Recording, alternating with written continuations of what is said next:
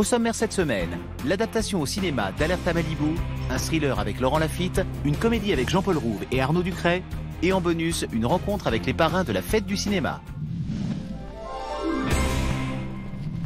Baywatch, Alerte à Malibu est l'adaptation au cinéma de la célèbre série télé du même nom, portée par Dwayne Johnson et Zac Efron. Dans cette comédie d'action délirante, le légendaire sauveteur Mitch Buchanan va devoir s'associer à Matt Brody, une nouvelle recrue aussi ambitieuse que tête brûlée. Ensemble, ils vont tenter de déjouer un complot criminel qui menace l'avenir de la baie de Malibu. Bienvenue à Baywatch. Notre équipe, c'est l'élite de l'élite. Nous sommes l'âme de cette plage.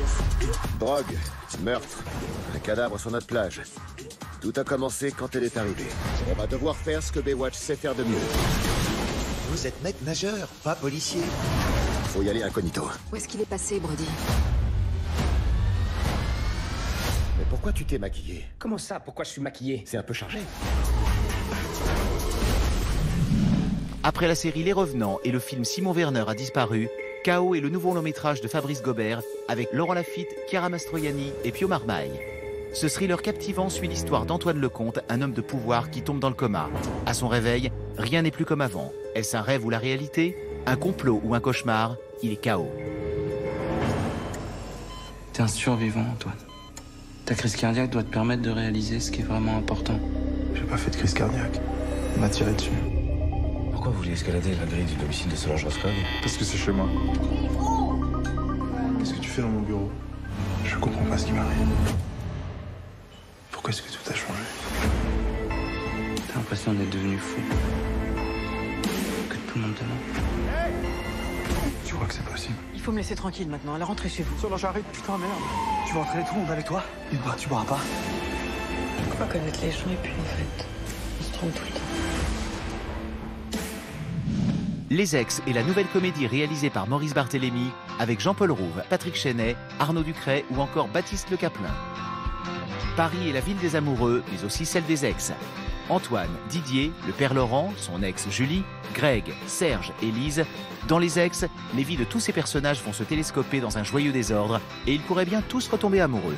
Mais de qui? Depuis que l'homme est homme et la femme femme, les ex existent. Je vous déclare ex-mari et ex-femme. Vous pouvez vous embrasser. Ton père et moi, on a décidé de se séparer. Bah, il était temps. Ah, excuse-moi, ça doit être les services secrets. Ah non, c'est mon ex, c'est pire. Quand on se sépare, on se doit le respect mutuel. On se quitte. Gros pas. Tu te maries? Ouais. Avec ta copine? La conne, là? Je vais t'expliquer. Il est dans sa période sans filtre. Dans tous les cas, il est question d'amour. On s'aimait, on s'aime, on s'aimera.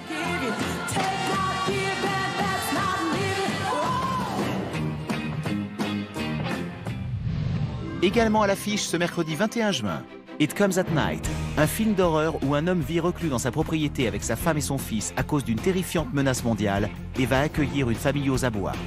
Everything Everything, une romance sur l'histoire d'amour entre une jeune fille malade et confinée chez elle et un garçon qui va lui faire découvrir les joies du monde extérieur malgré le danger. Le Manoir, une comédie d'épouvante française portée par un casting composé exclusivement de youtubeurs.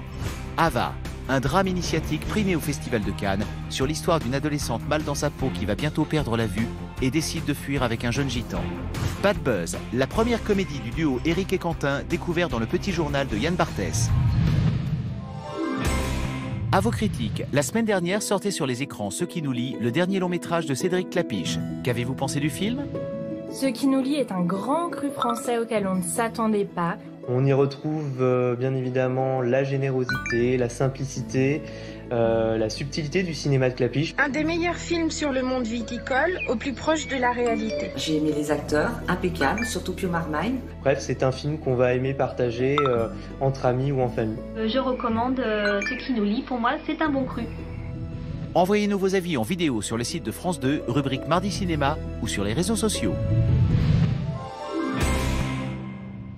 On termine avec le bonus de la semaine. La 33e édition de la Fête du cinéma se tiendra dans toute la France de dimanche à mercredi prochain. Comme chaque année, des millions de spectateurs vont pouvoir profiter des salles obscures au tarif exceptionnel de 4 € la séance. Nous avons rencontré les prestigieux parrains de cette nouvelle édition. Pour moi, la fête du cinéma, c'est d'abord un souvenir de ma jeunesse. C'est une habitude, c'est un rendez-vous que je voulais pas manquer. Dire fête, c'est vraiment bien. Parce que d'aller au cinéma, en soi, c'est une fête. Là, bah voilà, tu dis, bon, bah, je vais aller voir celui-là, c'est génial. Ça permet de regrouper tous les univers. Il y en a pour tous les goûts. Et c'est aussi ça qui est joli dans la fête du cinéma. C'est une occasion d'inciter les gens à voir le film en salle. On partage avec des inconnus quelque chose qui nous plaît. On est capable de se souvenir 20 ans après d'un éclat de rire en salle. Si vous y êtes pas allé depuis un petit moment, vous allez à nouveau vous rendre compte que c'est merveilleux. C'est vraiment pas cher, donc on peut se permettre d'y aller, quoi. Allez rire, allez pleurer, allez être en colère, allez en fait vivre vos émotions dans les cinémas. C'est 4 €, c'est pas cher. Il y a plein de films en ce moment, donc allez-y, vous allez juste kiffer. Notez bien, la fête du cinéma, c'est du dimanche 25 au mercredi 28 juin.